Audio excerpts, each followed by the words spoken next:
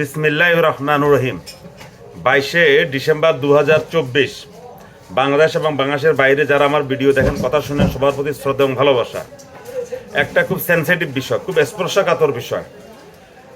প্রাক্তন প্রধানমন্ত্রী শেখ হাসিনা ওয়াজেদের বোন শেখ রেহানার কন্যা টিউলিপ সিদ্দিকী, যিনি ব্রিটেনের লেবার পার্টির হয়ে এমপি নির্বাচিত হয়ে আছেন, তার একটি ঘুষ নেয়ার একটি বক্তব্য নিয়ে আজকে দুদিন বাংলাদেশের সোশ্যাল মিডিয়ায় খুব তোলপাড় হচ্ছে এবং কেউ একজন সেখানে অভিযোগ করেছে। এই বিষয়টা নিয়ে আমি আলোচনা করতে চাই। আমি আওয়ামী লীগ করি না, কিন্তু এইসব বিষয় নিয়ে আলোচনা করা খুব ঝুঁকিপূর্ণ। শেখ রেহানা সম্পর্কে অনেক মুখরোচক কথা বাংলাদেশে প্রচলিত আছে। 10 জনে যেমন শুনে, আমিও তেমন শুনি।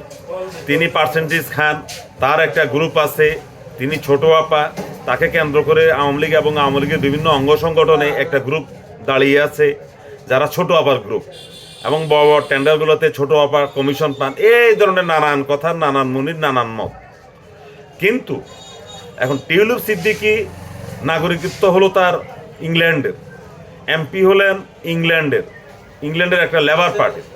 ইংল্যান্ডে কনজারভেটিভ পার্টি এবং লেবার পার্টি দুটো পার্টি খুব একটা ভালো ভূমিকা রাখে, এবং বিশেষ করে আমাদের যে কমনওয়েলথভুক্ত দেশ, অর্থাৎ যে দেশগুলো একসময় ইংল্যান্ডের অধীনে করদ রাজ্য ছিল, বা ইংল্যান্ডের নিজস্ব যে ইংল্যান্ডের আইন দ্বারা শাসিত হতো, ইংল্যান্ডের রাজা দ্বারা শাসিত হতো, সেই যে দেশগুলো পরবর্তীকালে স্বাধীন হয়ে যায়, সেই দেশগুলো নিয়ে মূলত একটা কমনওয়েলথ একটা ফোরাম গঠিত হয়। এই ধরনের একটা দেশের একটা এমপি দুর্নীতিতে জড়িয়েছেন। কোথায়? বাংলাদেশে। যিনি যে দেশের এমপিও না, তিনি বাংলাদেশের কোনো নাগরিকও না, তিনি বাংলাদেশের একটা ঠিকাদারি কাজের বা একটা ডিলে তিনি পার্সেন্টেজ নিয়েছেন। এই হলো তার বিরুদ্ধে অভিযোগ। তাহলে টাকা উনি কোথায় রাখছেন? টাকা তো তাকে ইংল্যান্ডে রাখতে হবে, না হয় সুইজারল্যান্ডে রাখতে হবে, না হয় বিশ্বের অন্য কোনো দেশে রাখতে হবে, আর না হয় এই টাকা সে তার মায়ের অ্যাকাউন্টে বা তার ভাই যে ববি সিদ্দিকী তার অ্যাকাউন্টে রাখতে হবে। এখন যারা অভিযোগ করেছেন, এই অভিযোগের সত্যতা কতটুকু আল্লাহ পাক ভালো জানেন। যদি প্রমাণিত হয় যে টিউলিপ সিদ্দিকীর এই টাকা সে তার মায়ের অ্যাকাউন্টে রেখেছে, ইংল্যান্ডে রাখেনি, বা তার ভাইয়ের অ্যাকাউন্টে রেখেছে, টাকা ইংল্যান্ডে রাখেনি, তাহলে হবে এক হিসাব। আর ইংল্যান্ডে যে সে টাকাটা রাখবে, এটা কোনো বিশ্বাসযোগ্য না। আমরা বাংলাদেশ থেকে যেভাবে পৃথিবীকে চিন্তা করি, পৃথিবী এভাবে চলে না। ইংল্যান্ড বড় শক্ত দেশ, সেখানে এরকম 10 টাকার নিয়ম, 1 টাকার নিয়ম হলে কিন্তু খবর আছে।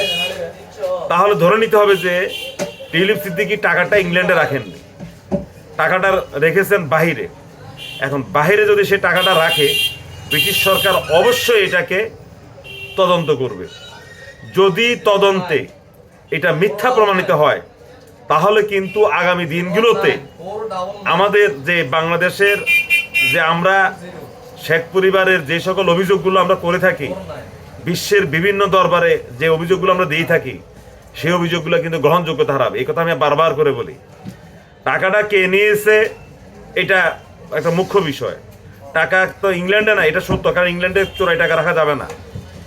তাহলে যদি টিউলিপ সিদ্দিকী যদি বেকসুর খালাস পান, তাহলে কিন্তু আগামী দিনগুলোতে আমাদের বাংলাদেশের শেখ পরিবারের বিরুদ্ধে যে অভিযোগগুলো আমরা করছি, এই অভিযোগগুলো কিন্তু আর গ্রহণযোগ্যতা পশ্চিমাদের কাছে পাবে না।